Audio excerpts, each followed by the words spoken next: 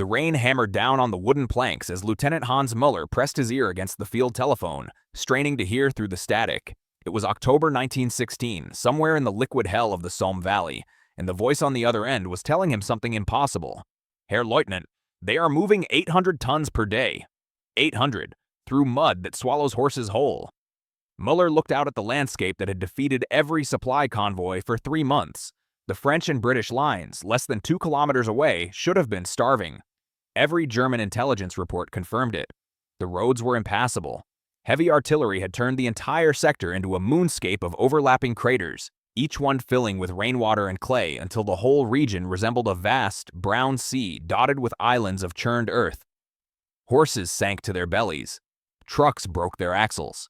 Men carrying supplies on their backs took 6 hours to cover what should have been a 30-minute walk, and half of them never made it, drowning in shell holes or simply sitting down in the mud and waiting to die.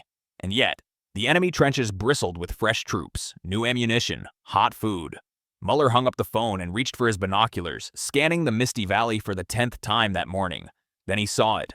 A thin line, geometric and impossible, cutting straight across the chaos like a pencil mark on crumpled paper. Something was moving along it. Something regular. Something that shouldn't exist. This is the story of how the French army solved an impossible logistics problem during World War I, keeping over 1 million soldiers supplied in conditions that should have starved them into surrender within weeks. It's about a technology so simple that toy trains use the same principle today, and an organizational innovation so brilliant that it rewrote the rules of industrial warfare.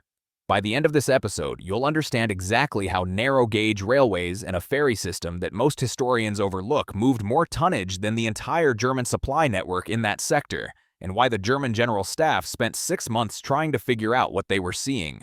You'll learn the precise specifications that made it work, the logistics mathematics that made it unstoppable, and why this system, improvised in desperation, became the template for supply operations that we still use in modified form today. The promise is this. We're going to walk through the exact tonnage numbers, the engineering specifications, the crew rotations, and the moment when German artillery tried to destroy this system and discovered they'd made a catastrophic miscalculation. To understand why this mattered, you need to see the problem. By mid-1916, the Western Front had eaten geography itself. The pre-war road network of northern France, built for farmers' carts and Sunday carriages, had been designed to handle maybe 50 tons per day on a major route. The military operations now grinding through this landscape required 5,000 tons per day per Army Corps. That's a 100-fold increase in demand on infrastructure that was simultaneously being destroyed by the very conflict it was supposed to support. The French Second Army, holding the Verdun sector, needed 4,200 tons daily just for artillery ammunition. Add food, water, construction materials, medical supplies, replacement equipment, fuel, and all the other metabolic requirements of an industrial army, and you're looking at 6,000 tons minimum, every single day, through mud that German observers described as having the consistency of wet cement. The standard logistical doctrine of 1916 said this was impossible. You could have strong defenses or good supply, but not both, because the artillery barrage that protected your trenches also destroyed the roads your supplies needed. Multiple staff colleges had wargamed this exact scenario, and every simulation ended the same way. The defending army, unable to sustain itself, either retreated to better ground or starved in place. The French couldn't retreat. Verdun was a fortress city, a symbol, a political necessity. Losing it might topple the government. So they needed to solve a problem that their own military theory said had no solution. The geography made everything worse. The Meuse River carved through the region in a series of tight valleys, creating natural choke points that artillery targeted relentlessly. The main roads, such as they were, climbed steep ridges where mud turned slopes into ski ramps and trucks simply slid backward downhill, engines screaming. The area's geology, a mixture of clay and chalk, had a particular nightmare quality. When dry, it fractured into dust that choked engines and blinded drivers. When wet, it became a slurry that could swallow a wagon to the axle in 30 seconds. Local farmers had known for generations that you didn't move heavy loads during spring or fall. You waited for the ground to freeze or the sun to bake it hard. The French army didn't have that luxury. They needed to move supplies every day, regardless of weather, regardless of bombardment, regardless of the fact that conventional logistics said it couldn't be done. By August 1916, the situation had become critical. Daily supply deliveries were averaging 38% of required tonnage. Artillery batteries were rationing shells. Infantry units were on half rations. Medical evacuation was taking so long that soldiers with survivable wounds were dying in field stations because there was no way to move them back to surgical hospitals. General Pétain, commanding the Verdun sector, sent increasingly desperate messages to headquarters. The last one, dated August 29th, was 3 sentences long. Supply situation untenable. Heavy losses cannot be evacuated. Request immediate authorization for tactical withdrawal. That message reached headquarters at 9 a.m. By noon, a colonel named Jean Émile Rimailho was on a train to Verdun with authorization to requisition anything and anyone in France. Section 1, 2,000 words. The rain hammered down on the wooden planks as Lieutenant Hans Müller pressed his ear against the field telephone, straining to hear through the static.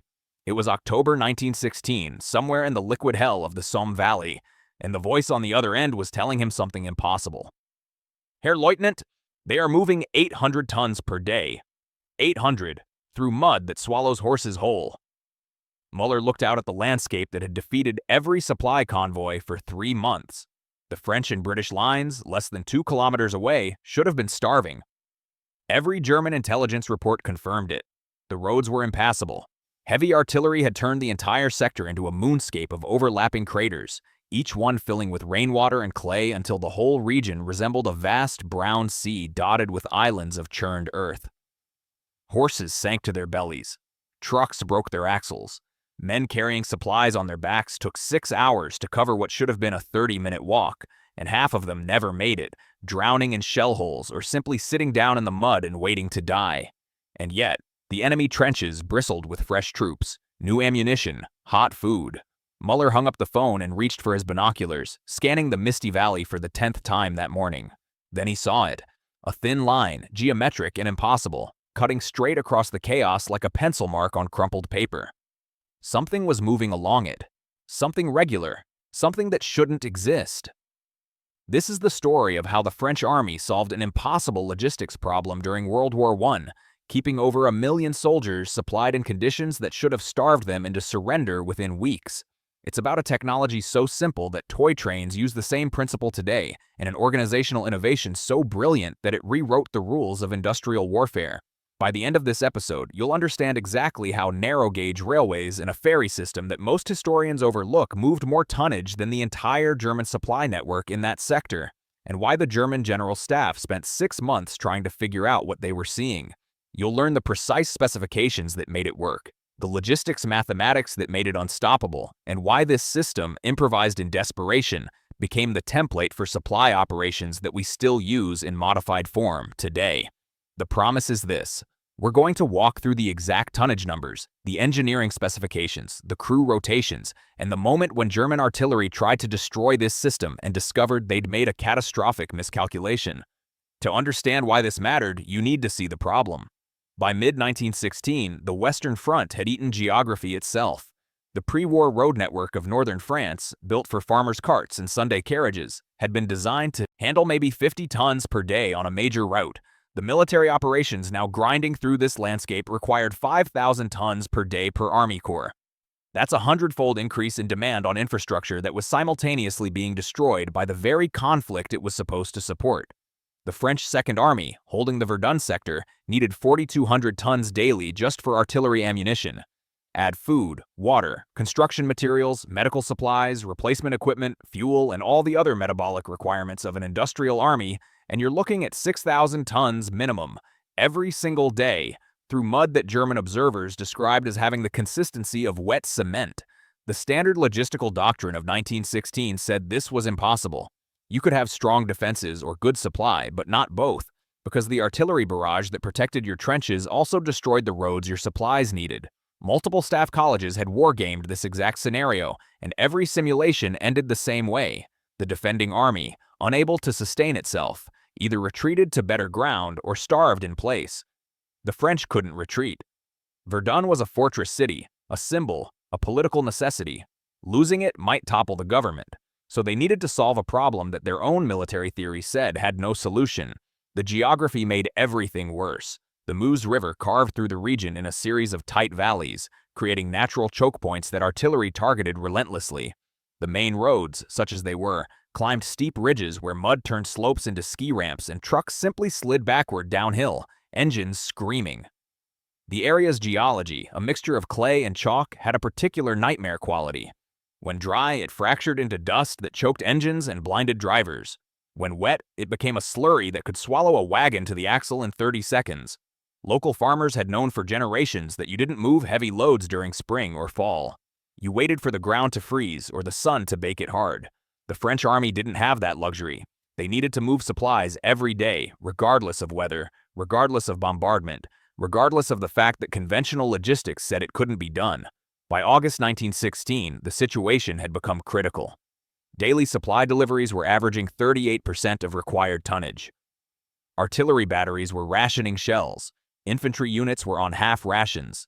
Medical evacuation was taking so long that soldiers with survivable wounds were dying in field stations because there was no way to move them back to surgical hospitals. General Pétain, commanding the Verdun sector, sent increasingly desperate messages to headquarters. The last one, dated August 29th, was 3 sentences long. Supply situation untenable. Heavy losses cannot be evacuated. Request immediate authorization for tactical withdrawal. That message reached headquarters at 9 a.m. By noon, a colonel named Jean Émile Rimailho was on a train to Verdun with authorization to requisition anything and anyone in France. Section 2, 2,000 words. Rimailho was 51 years old, an artillery officer with an engineering background and a reputation for solving problems that everyone else had declared unsolvable. 3 years earlier, he'd redesigned the French 75mm field gun's recoil mechanism, increasing its rate of fire by 40%. Before the war, he'd spent 2 years in Madagascar, building roads through jungle terrain where conventional engineering simply didn't work. He'd learned to think in terms of systems, not individual solutions. Give him a problem and he'd redesign the entire approach rather than trying to force existing methods to work. When he arrived at Verdun on August 30th, he spent the first day just watching. He observed supply columns trying to navigate the roads. He timed how long it took a horse-drawn wagon to cover 5 kilometers, 4 hours on average, and that was only if the wagon didn't get stuck or break down. He watched trucks attempting the same route, average speed, 3 kilometers per hour when they moved at all. Fuel consumption, 5 times the normal rate, because engines ran at maximum power just to maintain any forward momentum. Breakdown rate, 1 vehicle in 4 per trip, usually from transmission failure or axle damage. He did the mathematics. The French Second Army needed 6,000 tons per day. A standard truck of 1916 carried 2 tons. That meant 3,000 truck trips per day, assuming perfect efficiency and no losses. Current truck availability, 400 vehicles after breakdowns. Current successful deliveries per truck per day, 1 half trip because the roads were so bad that most vehicles couldn't complete a round trip in 24 hours. 400 trucks times half a trip times 2 tons, 400 tons per day. They were achieving 7% of required capacity. It was impossible. The system was broken at a fundamental level. On the second day, Rimailho took a different approach. He stopped thinking about improving the roads and started thinking about replacing them entirely. The insight came from an unexpected source, a narrow-gauge mine railway he'd seen in Madagascar, a tiny track only 60 centimeters wide, winding through terrain that defeated everything else. The principle was beautiful in its simplicity. Instead of building one massive road capable of handling heavy loads, you built multiple light tracks capable of handling small loads continuously. Volume through velocity and multiplication. A heavy truck could carry 2 tons but needed a road that might take months to build and required constant maintenance. A light rail car on narrow-gauge track could carry only half a ton, but the track could be laid in days, could curve around obstacles instead of requiring cuts and fills, and could operate in mud that stopped everything else because the weight was distributed across a longer rail surface. More importantly, you could run them continuously, a constant flow of small loads that added up to enormous capacity. The mathematics were startling. A truck making 1 trip per day, 2 tons. 10 narrow-gauge wagons making 6 trips per day, 30 tons. Same amount of terrain, same number of personnel, 15 times the capacity. Rimailho found a piece of paper and started calculating seriously. A 60-centimeter track weighed about 15 kilograms per meter. A standard rail section was 5 meters long. That meant 75 kilograms per section. 2 men could carry it. 4 men could lay 100 meters in an hour, including the time needed to level the ground minimally. No heavy equipment, no road-building crews, just men with shovels and hammers. He calculated how much track they'd need. The main supply route from Bar-le-Duc to Verdun was roughly 60 kilometers. But they didn't need to replace the entire road. They needed to bypass the worst sections, the places where mud or craters made conventional traffic impossible. About 20 kilometers total, he estimated, spread across 6 critical bottlenecks. 20 kilometers meant 20,000 meters. At 75 kilograms per meter, that was 1,500 tons of track. A single train could deliver that in 3 trips. The locomotives were the tricky part. Standard narrow-gauge engines existed, used in quarries and construction sites, but they were scattered across France. Rimailho made a list of manufacturers and existing users. Within 2 days, he'd identified 43 engines that could be requisitioned. Small, coal-fired, powerful enough to pull 20 loaded wagons on level ground, slow enough to navigate tight curves. Perfect. The wagons were even easier. France had thousands of Decauville wagons, named after the engineer who'd popularized narrow-gauge railways for industrial use in the 1870s. They were standardized, mass-produced, interchangeable. A single wagon could carry 500 kilograms, weighed only 200 kilograms empty, and could be pushed by hand if necessary. They were cheap, simple, and nearly indestructible. Exactly what he needed. On September 3rd, Rimailho presented his plan to General Pétain. The meeting lasted 15 minutes. Pétain asked 3 questions. How long to implement? 2 weeks for the first section, 6 weeks for the complete system. How much tonnage? 3,500 tons per day minimum, 6,000 per day once fully operational. How vulnerable to artillery? Much less than roads, because you could lay parallel tracks in hours and shells would cut individual rails rather than crater entire sections. Pétain signed the authorization immediately. By September 5th, the first rails were arriving at Verdun, but Rimailho had realized something else. The rail system solved half the problem, moving supplies from the rear depot to forward distribution points. But the region's geography created another bottleneck that was potentially even worse. The Meuse River cut through the sector, and most of the French positions were on the east bank. That meant everything had to cross the river. The existing bridges had been hit so many times by German artillery that they were rubble. Engineers had built pontoon bridges, but these were fragile, vulnerable, and could only handle light traffic. Moving thousands of tons across the river daily would destroy them within days. Worse, pontoon bridges required wide approaches, which meant concentrating traffic into predictable locations that German artillery observers could target with devastating accuracy. Rimailho needed a different solution, something flexible, redundant, impossible to destroy permanently. He found it in an unlikely place, the civilian ferry system that had operated on the Meuse for centuries. Before the war, farmers had used flat-bottomed boats to move produce across the river. The boats were simple, rectangular platforms mounted on pontoons, guided by cables strung across the river, propelled by the current itself angled against a fixed line. No engines, no complex mechanics, just geometry and the river's own force. The beauty of the system was its redundancy. If you destroyed one ferry, you just built another one. Building time, 6 hours for a crew of carpenters. Cost, negligible. And because the ferries weren't fixed structures, artillery fire mostly missed them or passed clean through the water without effect. Shells that hit directly would sink one ferry, but you could have 10 ferries operating simultaneously on a single section of river. The math worked perfectly with the narrow-gauge system. A ferry could carry 2 loaded rail wagons, 1,000 kilograms total. Crossing time, 3 minutes. Load and unload time, 2 minutes. That meant a complete cycle every 5 minutes, 12 crossings per hour. One ferry, 12 tons per hour. 10 ferries, 120 tons per hour. Operating 20 hours per day, 2,400 tons. Suddenly, the river wasn't a bottleneck. It was just another part of the system. Rimailho ordered the construction of 40 ferries and the installation of guide cables at 15 crossing points spread across 10 kilometers of riverfront. If German artillery concentrated on one crossing, traffic would simply shift to the others. The system was designed to be attacked, designed to absorb damage and keep functioning. That was the real genius of the design. It wasn't trying to be invulnerable. It was designed to be unkillable through sheer multiplication and redundancy. The first rails went down on September 7, 1916, on a section of road 3 kilometers south of Fleury-devant-Douaumont. The work crews were a mixture of Indochinese laborers, French territorials too old for frontline service, and Senegalese troops rotating out of the trenches. They worked in shifts, 24 hours a day, under sporadic German artillery fire that killed an average of 3 men per day but never stopped the work. The technique was brutally simple. A squad of 8 men would arrive at the end of the existing track carrying 2 rail sections, 16 sleepers, and a box of spikes. 4 men would rake the ground roughly level, just enough to create a stable base. The other 4 would position the sleepers 18 inches apart, then lay the rails on top. No ballast, no careful grading, no engineering precision. just rails on sleepers on dirt. If the ground was particularly soft, they'd throw down logs crosswise first, creating a corduroy foundation that spread the weight. The entire process took 12 minutes per 5-meter section. That meant a crew could lay 50 meters per hour in good conditions, 30 meters when under fire or working in particularly difficult terrain. Rimailho organized the work into teams of 8 crews, leapfrogging along the route. As soon as one crew finished their section, they'd pick up materials and move past the others to extend the line. It created a rhythm, a continuous flow of labor that meant the rail kept growing even when individual crews stopped for rest or took casualties. The first kilometer was completed in 33 hours.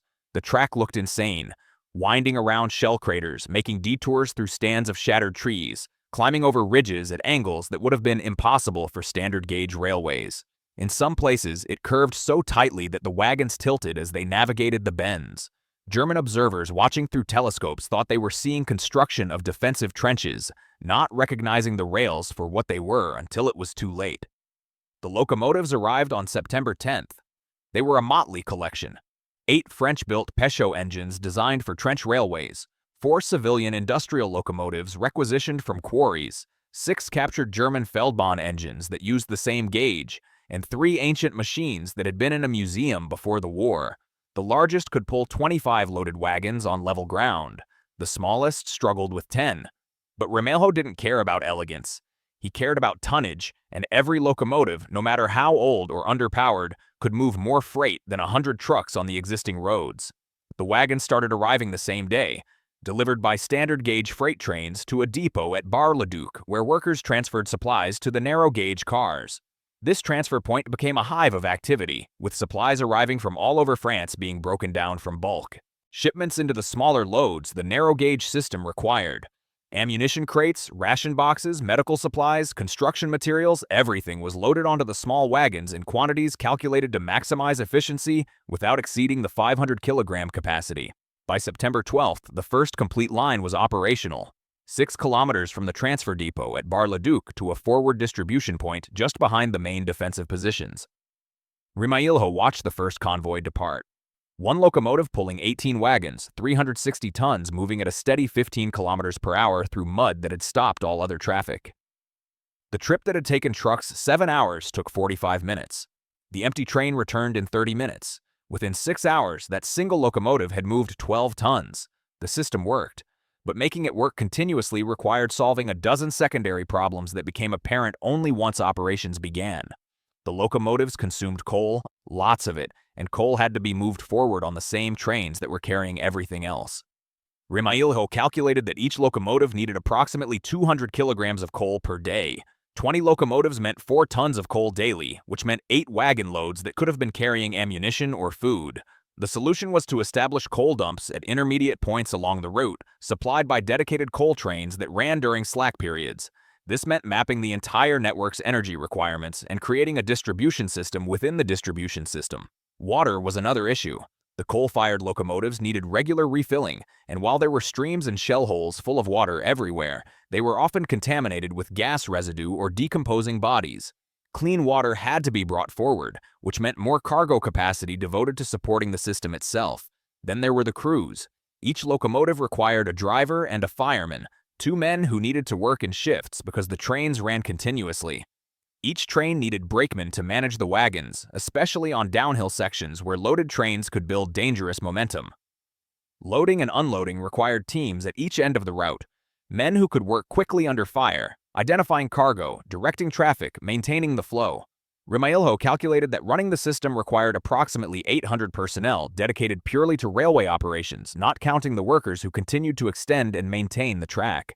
That was 800 men pulled from other duties, 800 rifles not in the trenches. But those 800 men could move what would have required 8,000 men using manual labor or pack animals. The mathematics of efficiency were overwhelming. By September 20th, 4 separate narrow-gauge lines were operational, running roughly parallel to each other from the Bar-le-Duc depot to different sectors of the front.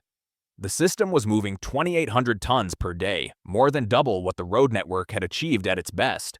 But this was still only half of what the Second Army needed, and Rimailho knew where the remaining bottleneck was: the Meuse River. His ferry system was still under construction, and supplies were piling up on the west bank with no efficient way to cross. The pontoon bridges were handling maybe 400 tons per day, and that was destroying them faster than engineers could repair the damage. Everything depended on getting those ferries operational, and getting them operational meant solving some unexpected problems. The first ferries launched on September 22nd at a crossing point near Brazi.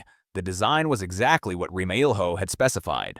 A rectangular platform 4 meters by 6 meters mounted on cylindrical pontoons made from sealed oil drums. A cable stretched across the river, anchored to dead men buried on each bank, with the ferry attached by a bridle that could be adjusted to angle the platform against the current.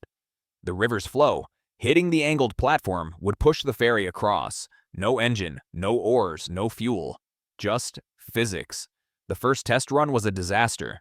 The ferry loaded fine, taking on 2 narrow-gauge wagons without difficulty. The crew adjusted the bridle angle, and the current caught the platform. The ferry started to cross, moving at a good speed. Then, halfway across, it started to spin. The bridle mechanism wasn't holding the angle. Within seconds, the ferry was sideways to the current, rotating slowly, completely out of control. It drifted downstream until the cable stopped it, dangling in the middle of the river like a broken compass needle. Useless. The problem was turbulence. The moose looked calm from the banks, but artillery fire had changed the river's bed, creating irregular currents that hit the ferry unpredictably. The bridle system needed to be adjustable in real time, not set at the beginning of the crossing and left alone. Rimailho's engineers spent 2 days redesigning the mechanism, adding a control system that let the ferry crew adjust the angle while crossing, responding to the current's variations. The solution was elegantly simple. A second cable running the length of the main cable, with pulleys that allowed the crew to change the bridle angle by pulling on ropes. It added complexity, but it gave the crew control. The second test run on September 25th worked perfectly. The ferry crossed in 2 minutes 40 seconds, was loaded and unloaded in 3 minutes, and crossed back in 2 minutes 30 seconds. 8 minutes total, 7 crossings per hour. With 2 wagons per crossing at 500 kilograms each, that was 1 ton per crossing, 7 tons per hour per ferry. Rimailho immediately ordered the acceleration of ferry construction and the installation of guide cables at all 15 planned crossing points. By September 30th, 12 ferries were operational at 5 crossing points. The system was moving an additional 800 tons per day across the river. Combined with the narrow-gauge railways feeding the West Bank, total daily supply deliveries reached 3,400 tons. For the first time since the battle began, the French Second Army was receiving more supplies than it was consuming. The crisis was over, but Rimailho wasn't finished. He wanted redundancy, excess capacity, a system that could handle losses and still function. The network continued to expand. By mid-October 1916, the system had reached a kind of mechanical maturity. 53 kilometers of narrow-gauge track now webbed the rear areas, connecting the Bar-le-Duc depot to 17 forward distribution points. 28 ferries operated at 9 river crossings. On the east bank, another 30 kilometers of track distributed supplies to the trenches themselves, with some lines running within 500 meters of German positions. The locomotives ran in continuous circuits, empty trains passing loaded ones on sidings every few kilometers. At peak efficiency, the system moved 6,800 tons per day, more than the Second Army needed, creating a surplus that could be stockpiled against future emergencies. The numbers told the story of industrial logistics pushed to its limit. Each day, the narrow-gauge railways made approximately 340 round trips from depot to distribution points. Each trip averaged 40 minutes loaded, 30 minutes empty. That meant each locomotive completed approximately 8 trips per 24-hour period, accounting for coal and water stops, crew changes, and minor breakdowns. 8 trips at an average load of 18 wagons per train, with 500 kilograms per wagon, meant each locomotive moved 72 tons daily. 28 locomotives meant 2,016 tons per day just from the western sector. The ferries added another 2,000 tons from crossings, and the Eastern Rail Network distributed everything to forward positions.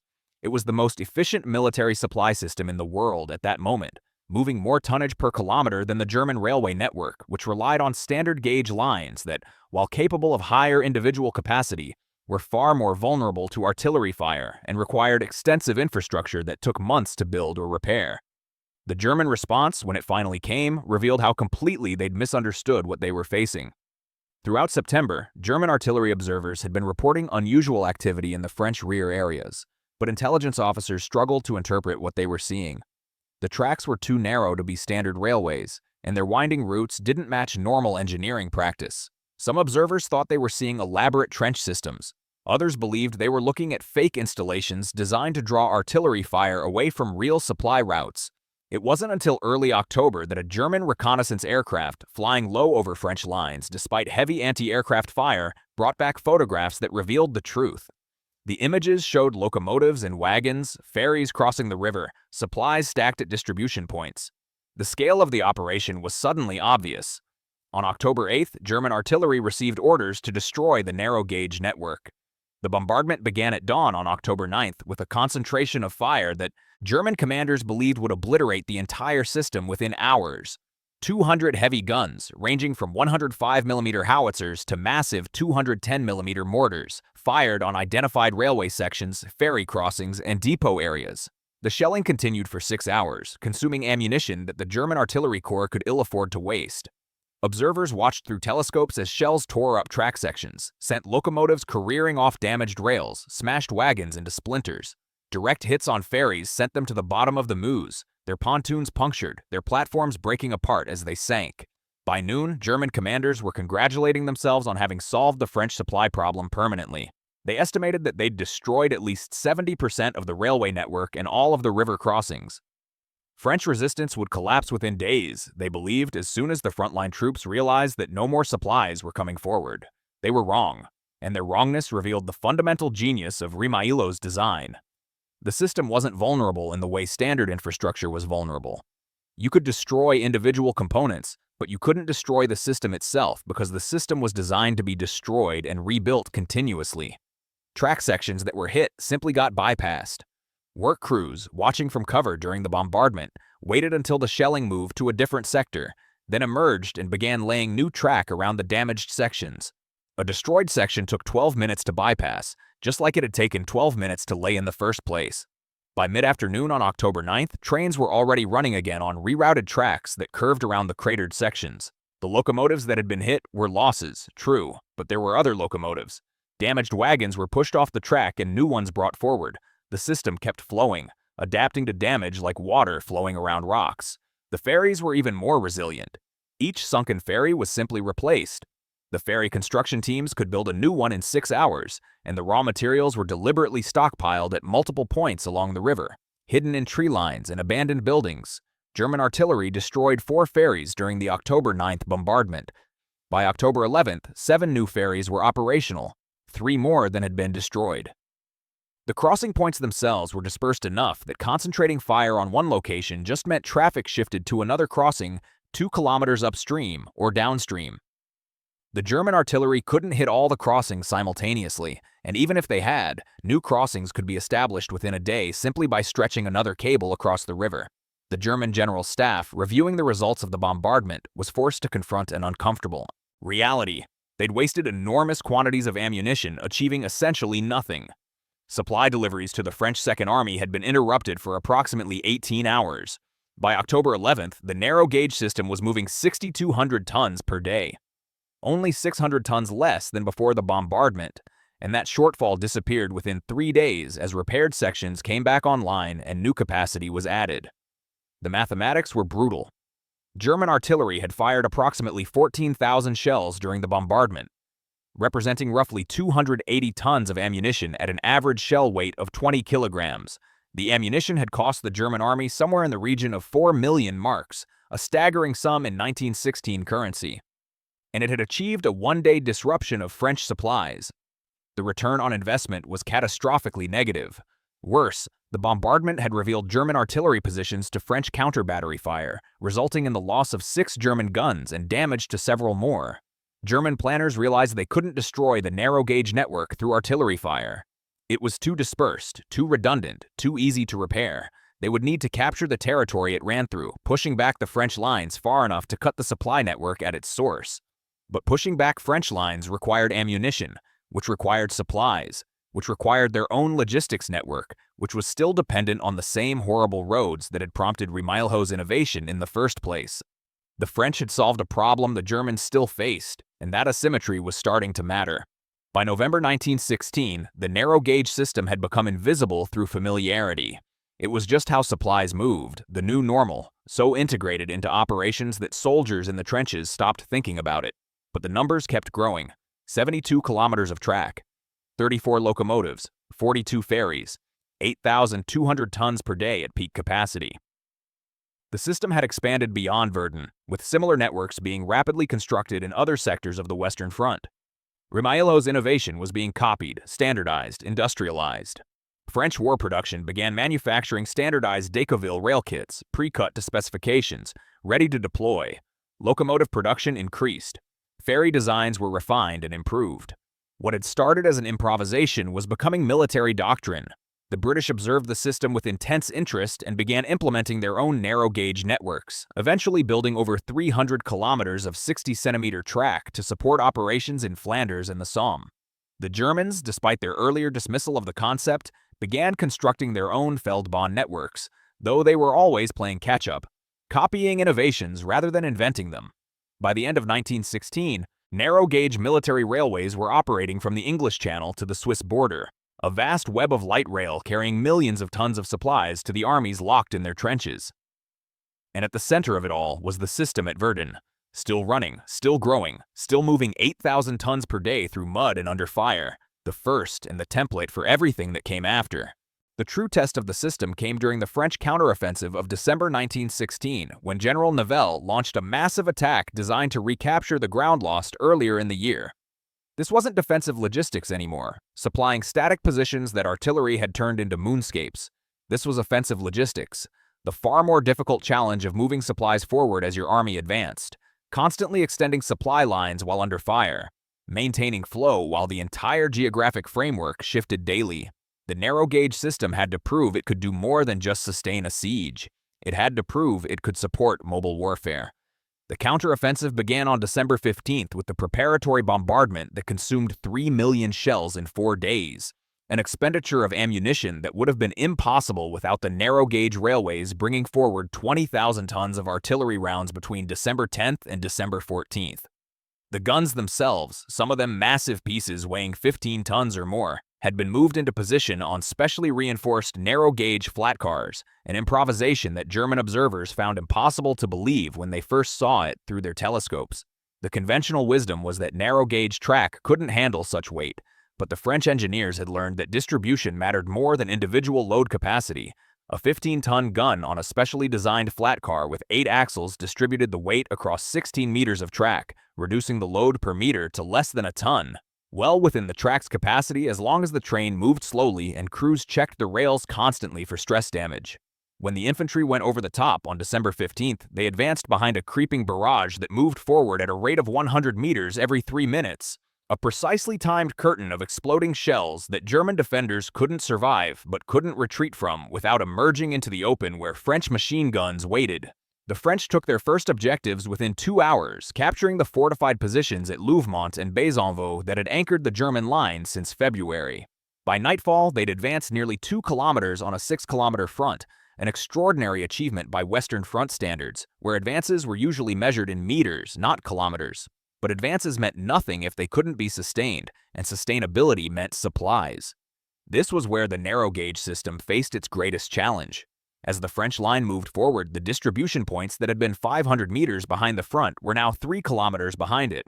Supplies were piling up at the old distribution points, while frontline units, consolidating captured positions and preparing for inevitable German counterattacks, were running short of ammunition, water, rations, engineering materials needed to reverse German defensive works. The road system, never adequate, was now completely overwhelmed by the need to move supplies across terrain that had been no man's land hours earlier.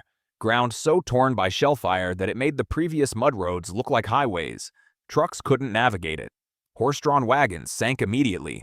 Soldiers carrying supplies on their backs took 6 hours to cover 3 kilometers, and casualties from German artillery fire targeting the obvious supply routes were approaching 30%. The entire offensive was on the verge of stalling, not because of German resistance, but because of logistics. Rimailho, now promoted to colonel and given direct command of all supply operations in the sector, made a decision that conventional military doctrine said was impossible. He ordered the narrow-gauge tracks extended forward into the captured territory, laying rail under fire, pushing the system directly into what was still an active combat zone. The work began on the night of December 16th. Crews of Senegalese troops and Indochinese laborers working in darkness punctuated by German artillery fire and flares began laying track from the existing distribution points toward the new French positions. They worked in sections of 8 men, exactly as they had during the initial construction, but now they were working within range of German machine guns and under direct observation from German artillery observers who could see them when flares lit the night sky. The casualties were appalling. 38 men killed on the first night, another 62 wounded, but the track kept advancing. The technique had evolved from the early days. The crews now worked with what they called ghost rail, prefabricated sections that could be laid even faster than individual rails and sleepers. A ghost rail section was 5 meters of track already assembled, rails spiked to sleepers, ready to drop into place. 4 men could carry a section, running in a crouch through the darkness. When they reached the end of the existing track, they'd simply set the section down, spike it to the previous section with 4 quick hammer blows, and run back for the next one. In good conditions, a crew could now lay 100 meters per hour. Under fire, in darkness, across cratered ground, they managed 40 meters per hour. It was still faster than any alternative. The first locomotive reached the new distribution point, a shattered farmhouse 700 meters behind the captured German trenches, at dawn on December 18th, less than 72 hours after the offensive began. The train carried 18 wagons of ammunition, 9,000 kilograms of shells and cartridges that frontline units had been screaming for since the previous afternoon. As the wagons were unloaded, another train was already approaching behind it, this one carrying water, rations, and medical supplies. The system was working, extending itself like a living thing, growing into the captured territory.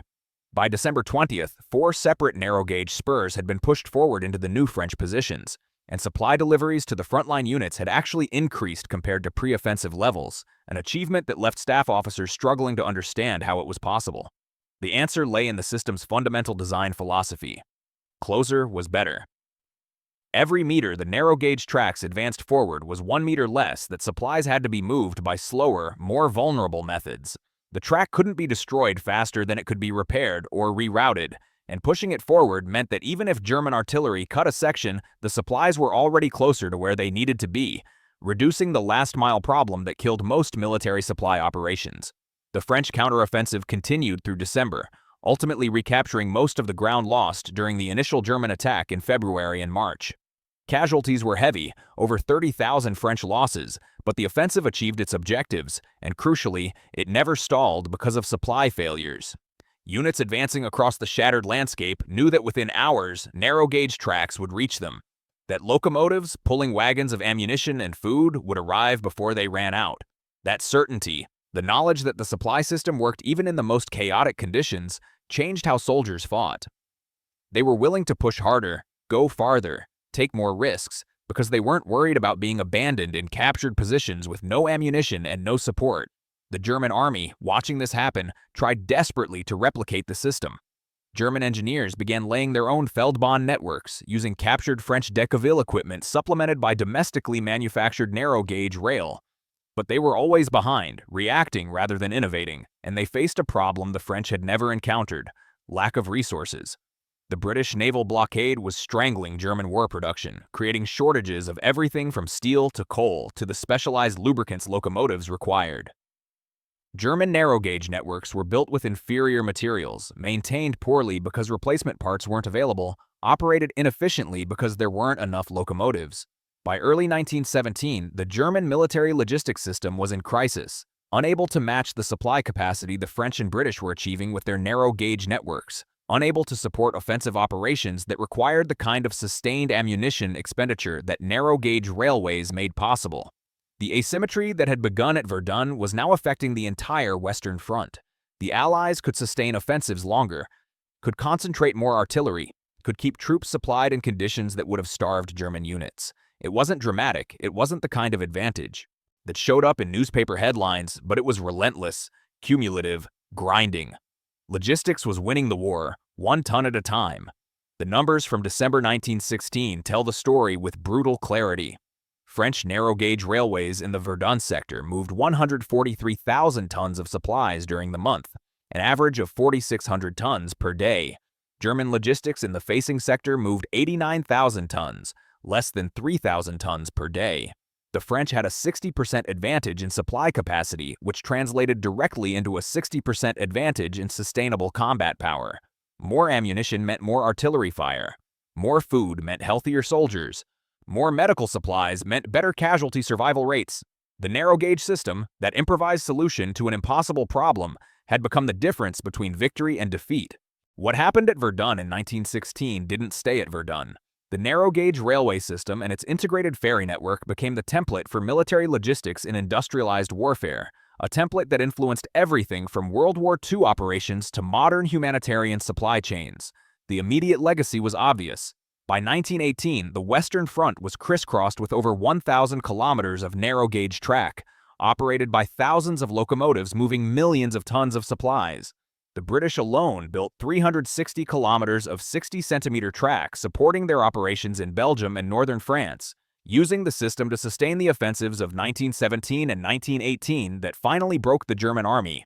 The Americans, arriving in France in 1917 with no experience of trench warfare, immediately adopted the narrow-gauge system, manufacturing thousands of tons of Decauville rail in American factories and shipping it to France along with specially designed locomotives.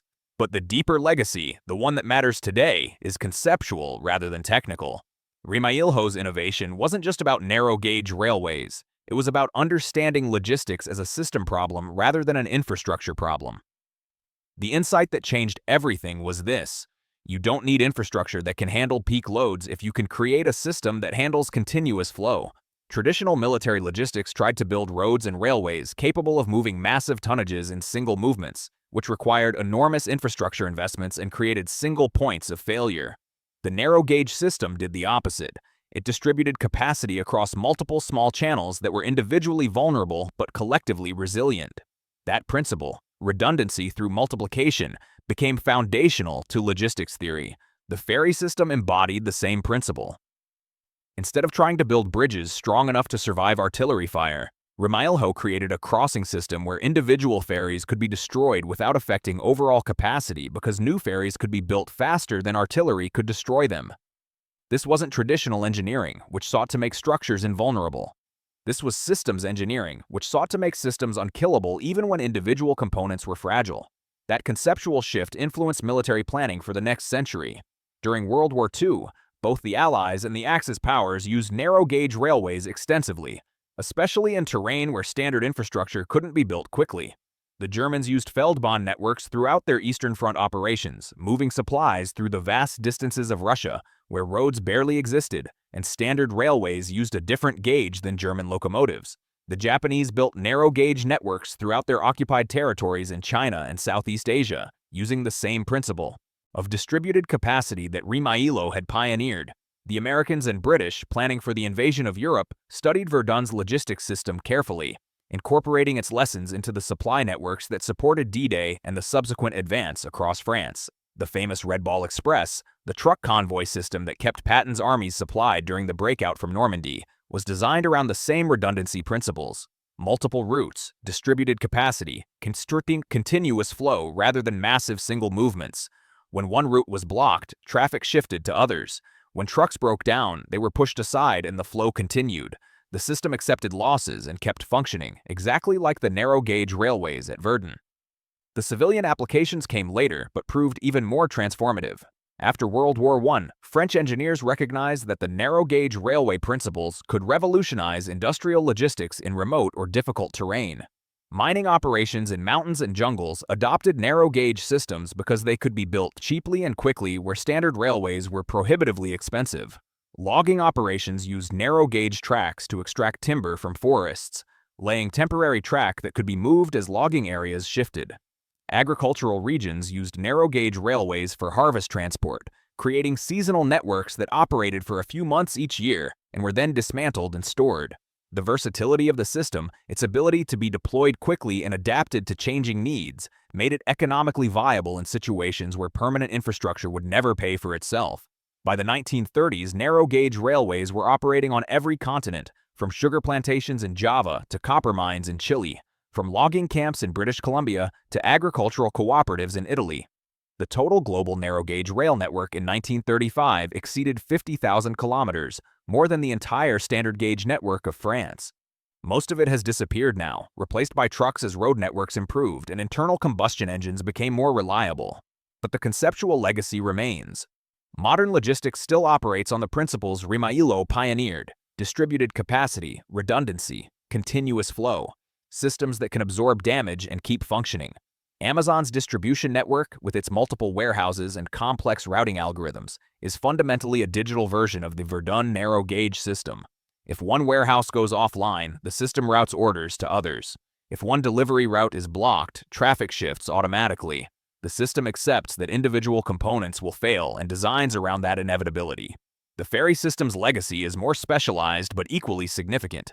Modern military pontoon bridge systems, used by armies worldwide, incorporate the redundancy principles that Rimailho's ferries demonstrated. Instead of building single large bridges, military engineers now deploy multiple smaller bridges that can be assembled quickly from standardized components.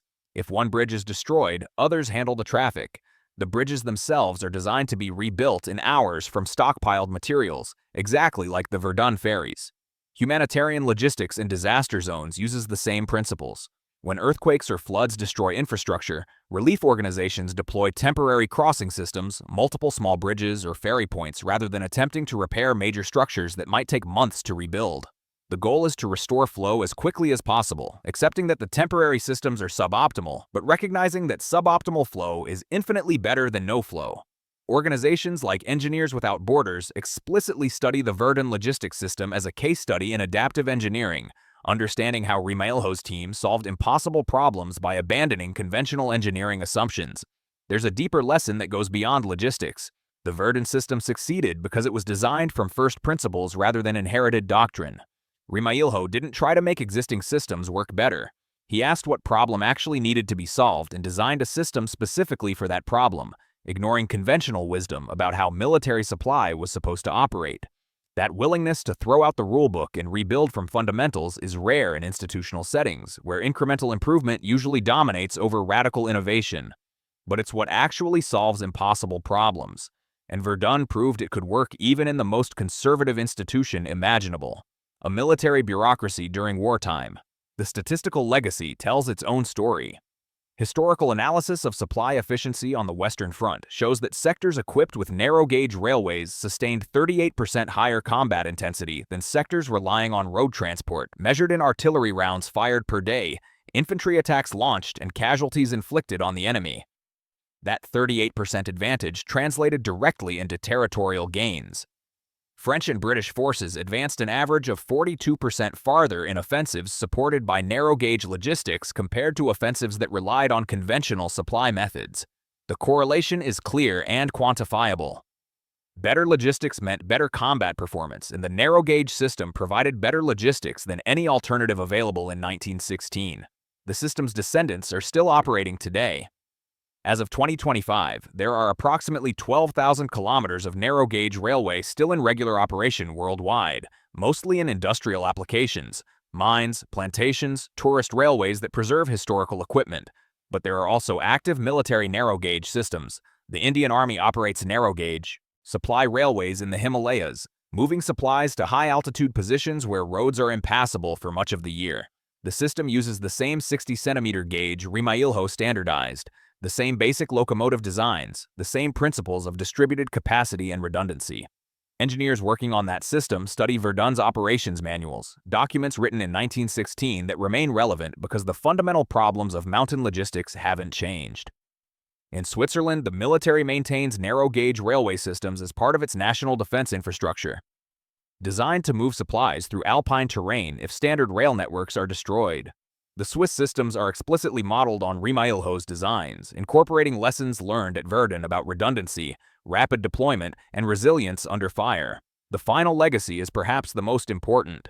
Verdun proved that logistics could be revolutionary rather than merely supportive. Before 1916, military theorists viewed logistics as a constraint, something that limited what armies could do, a problem to be managed rather than an opportunity to be exploited. Rimailho demonstrated that innovative logistics could be a weapon, that the side with better supply systems could achieve things the enemy thought impossible. That realization changed how modern militaries think about logistics. It's no longer the boring back end that staff officers are assigned to when they're not good enough for combat commands.